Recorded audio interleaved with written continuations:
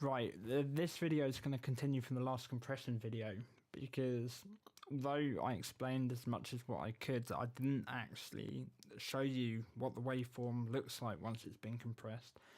It's a good skill to know, really, because you learn to identify audio that has been compressed and what hasn't. Although you should always use your ears, it's always good to have a visual indication as well. So if I play this track first, this is a pretty badly recorded guitar track that I have.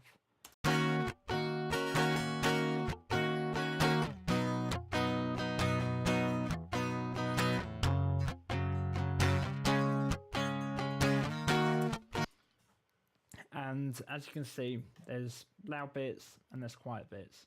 We're going to compress this now, and so we're going to go on here, add a compressor.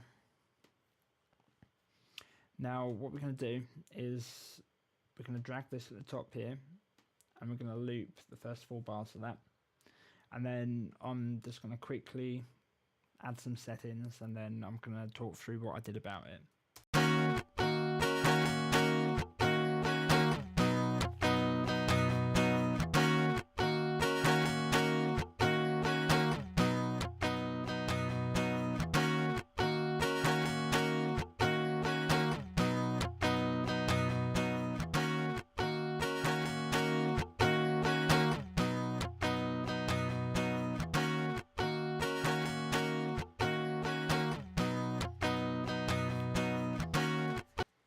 Right, that was extremely quick compressing, but it doesn't really matter what I did, because I haven't really got it in the context of the rest of the mix, so you're not really going to hear much of a difference or what it sounds like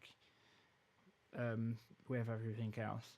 But the settings that I've done, I mean, I've got a relatively low attack of 5.5 milliseconds because the guitar sound is quite choppy, it comes in quite quick.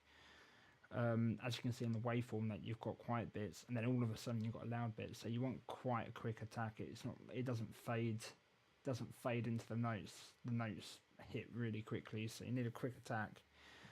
The release though, I mean, as you can see on here, there's quite a long release, so with a 15 millisecond release, it's going to quickly attack in, it's going to hold the compression, and then it's going to dip the compression out.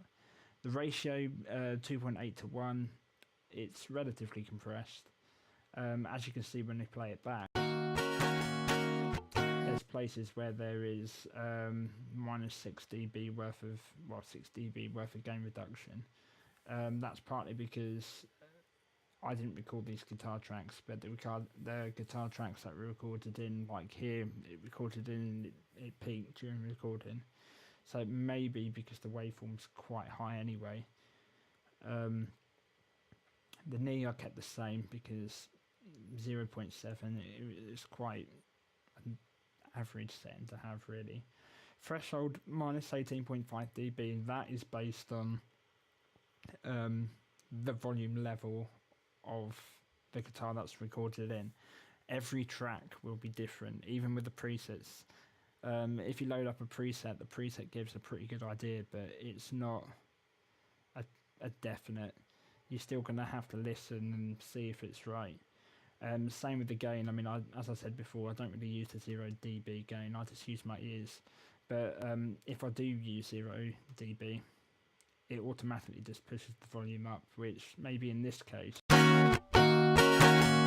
see, with this case, because it distorted and because it's distorted when it recorded in, it's just making it peak. But with auto gain set off, I just adjusted it using my ears. I mean, the lesson from this, if it's distorted when you recorded it in, never use it for a production track, because it's just easier to re-record. It makes life so much more difficult in the mixing stage. But I mean, I'm using it now just as an example. Also, so we've got it compressed. Now what we're going to do is I'm going to record it onto this compressed track. Now I'm not going to go through how I've got it to route up to record. I will go through that on a separate video, because it's not the most logical thing to do. and I'll get lots of questions. Oh, how have you done it like that? Why have you done it like that? So I'll do a separate video on internal routing within Logic. But this is quite an easy way to record from one bus to another bus. So what I'm going to do is I'm going to click record enable on the compressed track with the compression on the first track. Then what I'm going to do is I'm going to click record, and then I'm just going to let it record over, or a segment of it.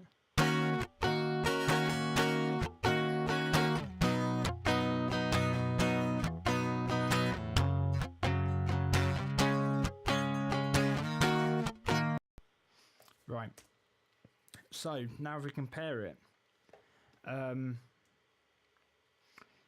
there's definitely a difference in compression. I mean, the difference between the loud and the quiet bits and the average bits, it's definitely reduced. I mean, compared to here, that's a big volume difference, whereas here it's a lot less. So the compression's made a big difference. Now as a comparison, I'm going to delete that one, and I'm going to show you what it looks like when you overcompress it. So if I put the ratio all the way up, put the threshold all the way down, then click record again,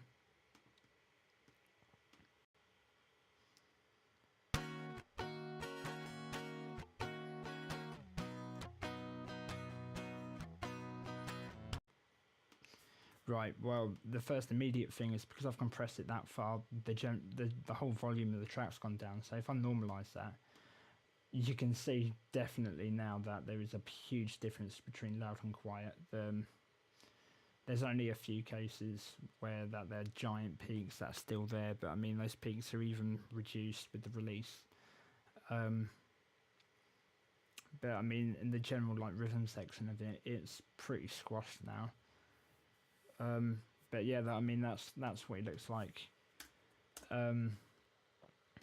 So yeah, I think that's it now for compression, unless I decide to make another video on something else that I think I've missed. I'm going to move on to stuff like limiters next. So yeah, thanks for watching, and watch the other videos.